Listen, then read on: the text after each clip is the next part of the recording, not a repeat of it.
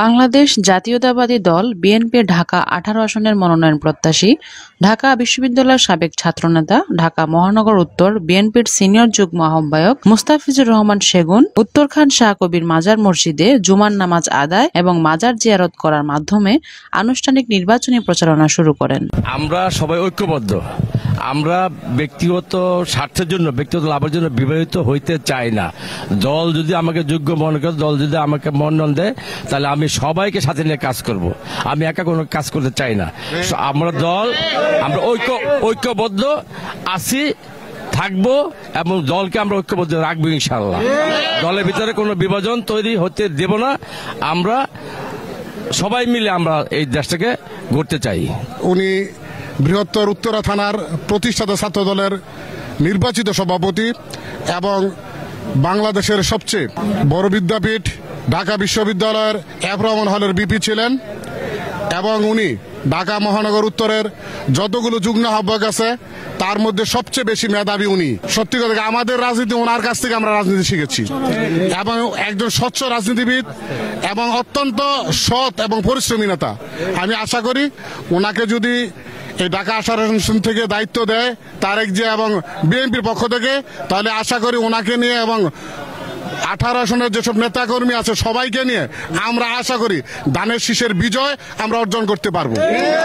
বিগত দিনে আন্দোলন সংগ্রামে মাঠে ছিলেন, বিশেষ করে জুলাই আগস্টে উনি আমাদেরকে উৎসাহ জুগিয়েছেন এবং আমাদের সাথে ছিলেন।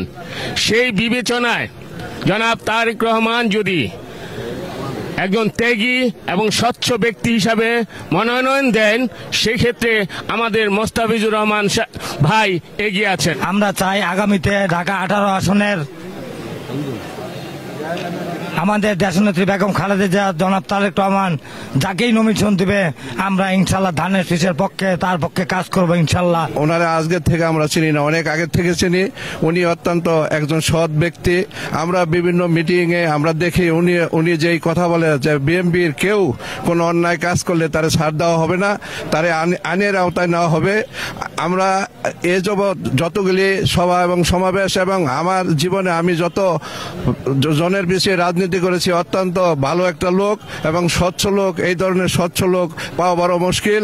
আমরা আশা করি এই ধরনের লোকের যদি মনোনয়ন দেওয়া হয় তাহলে জনগণ এবং নেতা কর্মীরা সবাই এবং মূল্যায়ন পাবে। আমাদের যে 31 দফা আমাদের ভারপ্রাপ্ত চেয়ারম্যান তারেক রহমানের নির্দেশে 31 দফা জনগণের কাছে পৌঁছে দেওয়ার জন্য সবাইকে আহ্বান করেছে এবং আগামীতে যদি আমার বড় ভাই মোস্তাফিজুর সেগুন ভাই যদি দলের থেকে নমিনেশন পাই, ইনশাল্লাহ আমরা সবার সাথে নেতা কর্মী জনগণ সবাইকে নিয়ে আমরা তার পেছনে কাজ করবো ইনশাল্লাহ।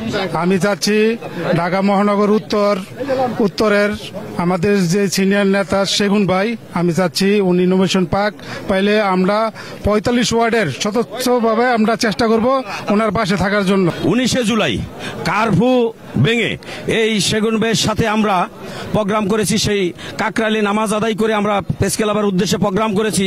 গুলির সামনে যারা দাঁড়াইতে পারে আমরা সামনে ছিলাম, আমরা সাক্ষী। এই সেগুন ভাই ছিল, আমিনুল ভাই ছিল, সুলতান সালাউদ্দিন টুকু সাহেব ছিল, আরো নেতৃবৃন্দ ছিল।